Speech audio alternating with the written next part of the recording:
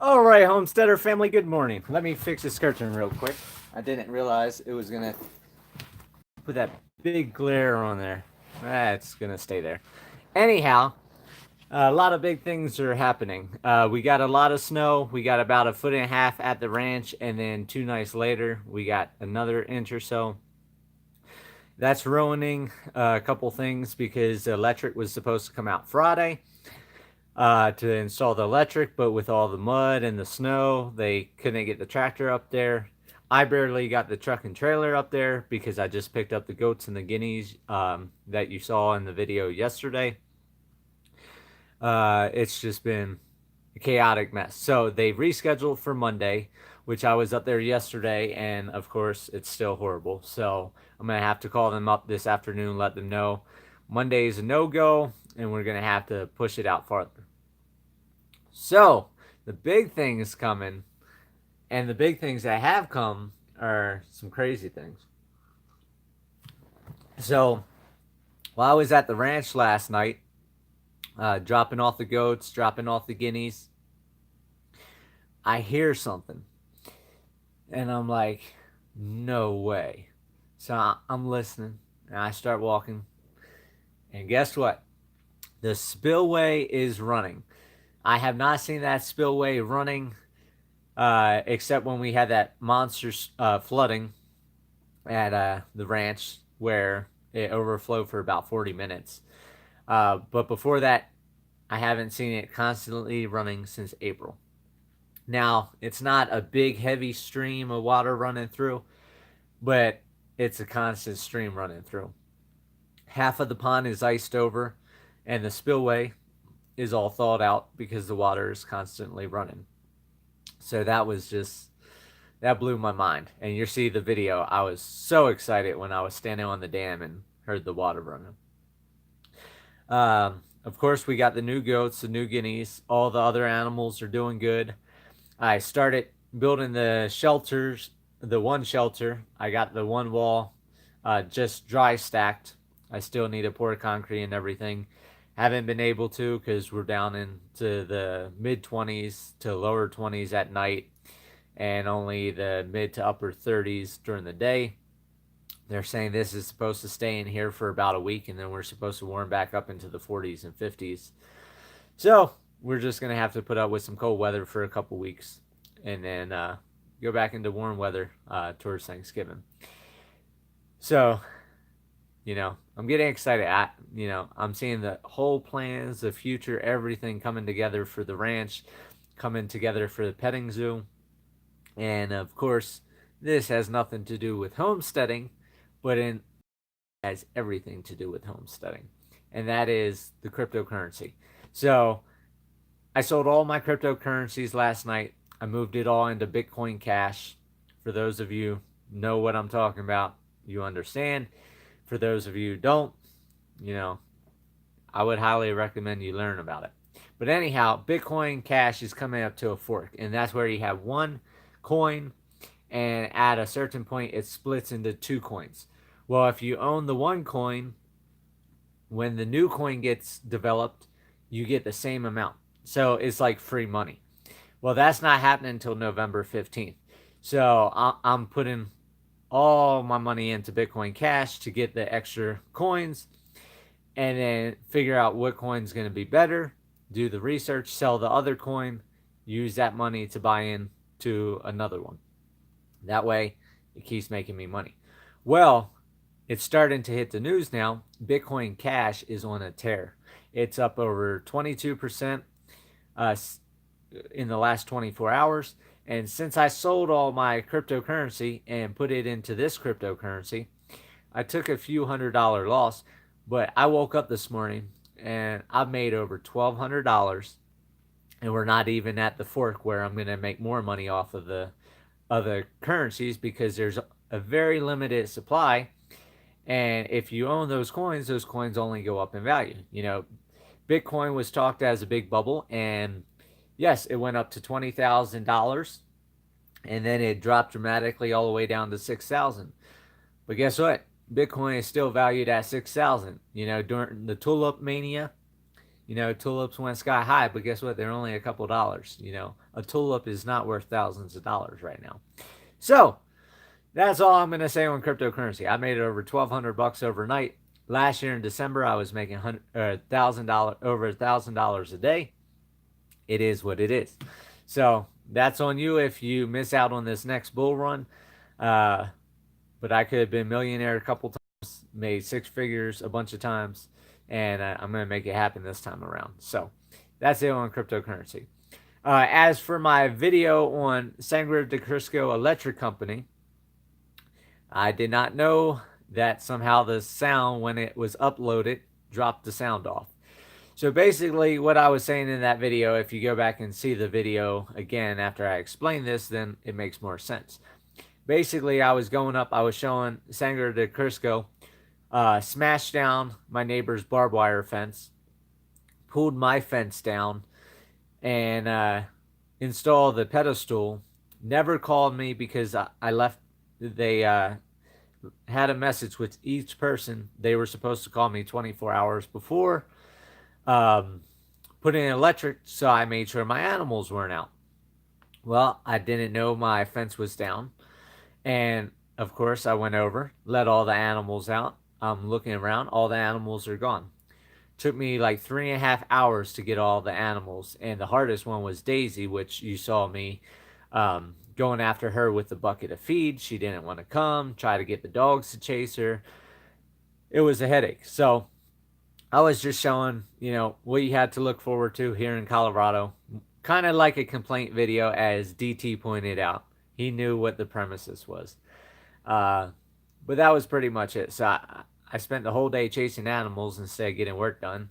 And then took the 5 minutes of putting a T-post on each side of the fence to hold the fence back up till I get the fence put in. So that's it on that. There's just so much stuff. Got a call from the septic company. The soil analysis is almost done. There was some more clay than they thought, which that's why the roads are all snotty up there. So they have to do some modifications and do a little bit of checking. And then he'll be calling me up within a week, he said, with septic laid out on what the price is going to be, because at the way it is, it's like $14,000. And if they modify a couple things, it should be less than 10 grand. We're going to find out. So the septic's on its way. The electric, I don't know if this electric's going to get put in. And it's scaring me because this pond is halfway iced over. Luckily, this year, I've got a lot more ducks. I got a lot more geese. So with them swimming, they cause more of a wake, which moves the water some more. And now that the pond's overflowing, that helps create some movement. So I'm hoping everything's good. But, I still got to get that fence done. So that's what I'm working on the next couple days, weeks, whatever. Today is my day off. It's not a ranch day today. So we'll be going to Canyon City shortly, go do grocery shopping, pick up more supplies for the ranch, and just get things going. So luckily I got 2 big bales of hay taken up before that big snowstorm. I am starting to run low on feed. Excuse me. So at least all the animals are nice and warm. They've got several feet of hay to bury themselves in. And a lot of people are wondering why I do hay and not straw, because hay is so much more expensive. Yes, hay is more expensive than straw, but there's a couple benefits to spending the extra money for hay as bedding than straw. One, you have a lot of seeds, whether it be grass seeds, wheat seeds, or weed seeds from different types of weeds. So if any of those seeds survive over the winter, they will start popping up new growth. Anything that will help feed the animals is a benefit. The second thing is, if you have hay in soil and straw in soil and you flip it, the hay is going to be really, really hot. As hay breaks down, it gives off a lot of heat, where straw doesn't give as much heat off. So the pigs are pushing the hay down into the mud, building that base, and then all the new hay is on top. So that's a lot of heat underneath rising up through that dry hay, which keeps animals warmer than just straw on the ground. And then the third thing is, you buy a bunch of straw, the straw blows away, it doesn't do anything for the animals. Now, with hay, the hay is edible. So the animals are eating part of the bedding down. And then when I bring in the new bale of hay, they're getting new bedding. So I'm not having to swap bedding out and everything like that, because they're eating it as they go. And of course, I sprinkle diatomaceous earth in there. So if by chance there's any type of worms, that will help eliminate the worms. And as everybody has seen, I haven't had any type of worm issues with any of my animals, because between the pine boughs and diatomaceous earth, everybody's taken care of. And so that's the reasoning on the hay versus straw. Um, I've had a bunch of responses on our YouTube family member who went into the emergency room after a heart attack. Um, she got out of the hospital. She was placed in a nursing home, a rehab center, to build up her strength. And luckily, yesterday, she just got sent home. So as long as she learns how to relax, take it easy, and don't huff and puff and blow horse feathers around, she should be in good shape.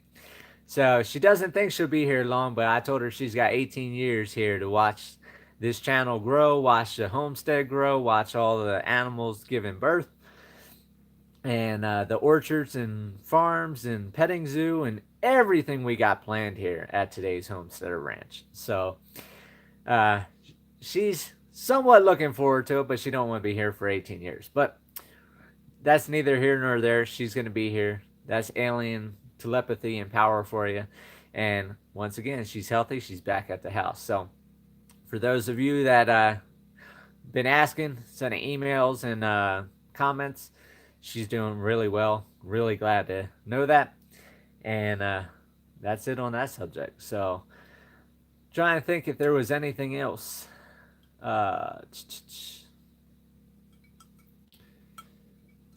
still had that big news. I've had people asking what my big news was. I still have big news. Still waiting until the end of this month, first part of December, before I disclose that. The tractor. The tractor is working amazing. I've had people asking if the tractor's working good, so on and so forth. It's working amazing. I'm able to knock stuff out. So simple. All the cinder blocks, concrete. I lift a pallet up with the pallet forks, and I can just slide everything right in. No more hard work. It's so simple. I got a concrete mixer. Haven't been able to open it because of all the snow. I actually got it up there delivered. I dropped it off up there in the middle of the snowstorm, so haven't had a chance to do that. But that's pretty much all for this past week. This upcoming week doesn't look like too much is going to be happening, because the snow, the weather. Let me hop up here. It's going to be bright for a second. But you can see, we can see the mountains, which is a good sign. But there is overcast. And with the overcast, that means a storm's coming in. They're saying tomorrow we could possibly get some. I'm not sure. But it is what it is. So basically, this upcoming week, depending on the weather, if the weather splits and becomes better, we'll have the electric come up, dig the trench. Once they do their trench, I'm going to run PEX piping with frost-free spouts that will be at all different locations throughout the ranch, by the shelters, up by the camper trailer, by the orchard, things like that. So that way I can hook up a 50-foot garden hose. Boom. I've got water out the well, water everything. then I'm set. After that, I'll bury the water line about 9 to 10 inches, and then electric will come in because the electric is at 2 feet, not 3 feet, and the electric will get ran on top. I'll help them do whatever I can to save on money. And then I'll, of course, I got the tractor. I'll bury the entire line, compress it with the tires, and be done with that. So hopefully everything comes together this week. If not, it's just going to be a lax week, and I'm going to do fencing because that's all I can do right now, and get more pine boughs brought over to animals because they're pretty much out of pine boughs. And that's pretty much it. So once again, I'm sorry about the video from today with the Sangre de Crisco Electric Company. I had no idea the sound was out. I make my videos on another editing platform, and then I have to download that to YouTube and then upload it onto YouTube to make the final edits, the end screen, the information, the title, all that type of stuff, and then it gets uploaded to YouTube. And then I put it on my channel, unprivatize it so it's public view, and then you guys get to see it. So it's a lot of work, and I don't always go through and watch the entire video before I make it public. So this is one in how many thousands of videos I put out that it messed up. So I apologize. Hope everybody has a great Sunday. I'm going to get to town, get some stuff done, and I'll talk to you guys later. Have fun.